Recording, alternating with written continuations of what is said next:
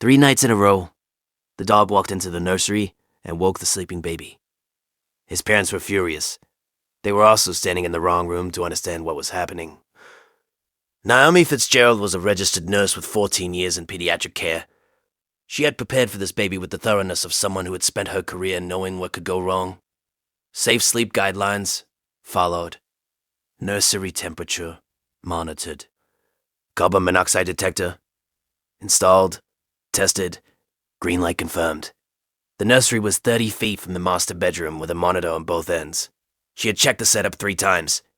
Chester was a 5-year-old golden retriever, amber gold, unruffled by most things.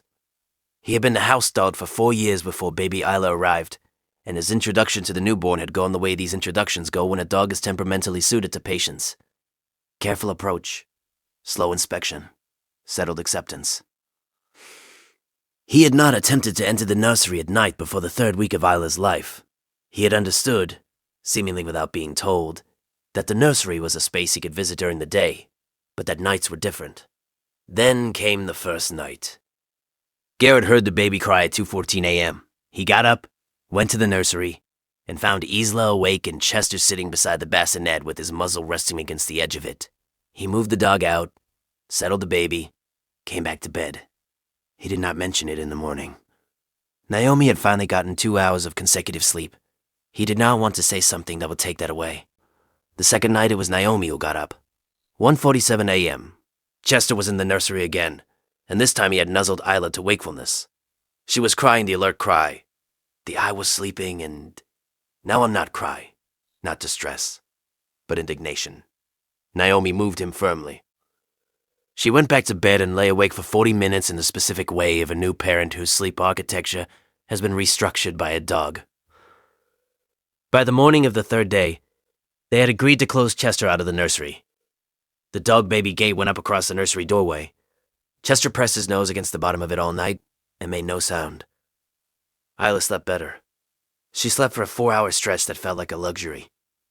They were relieved in the way people are relieved when a problem is solved, and Naomi had the clinical vocabulary to support the decision. The dog was disrupting the infant's sleep architecture. The disruption was stress-mediated for the baby. The responsible choice was separation.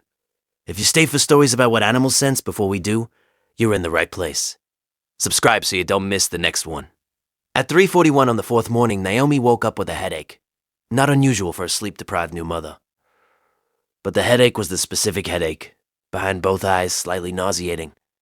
The one she associated with elevation headaches from a trip they had taken, or confined spaces.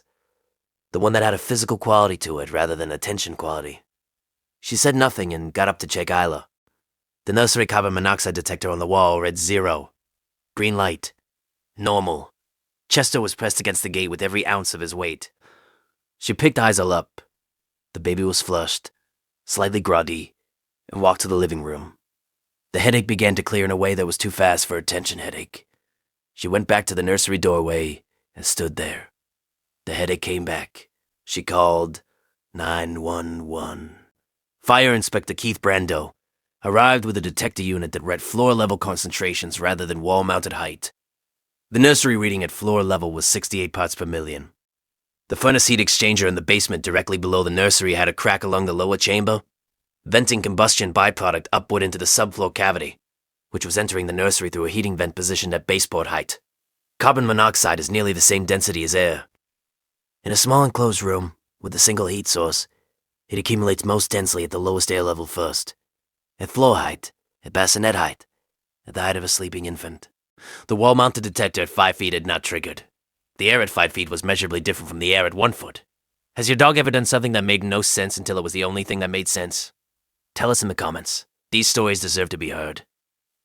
Inspector Brando stood in the nursery doorway afterward and said, "Dogs sleep and breathe at floor level.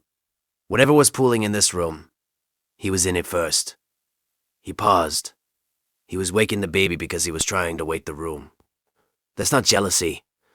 That's a CO alarm that also happens to love the people it's protecting.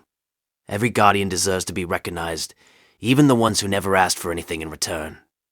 If stories like this matter to you, subscribe so you never miss the next one. The furnace was replaced.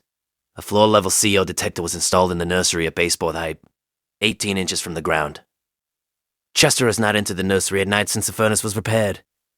He sleeps at the door, outside the gate, in the hallway, in precisely the position he occupied during the 4 nights he was trying to tell them something they were not yet equipped to hear.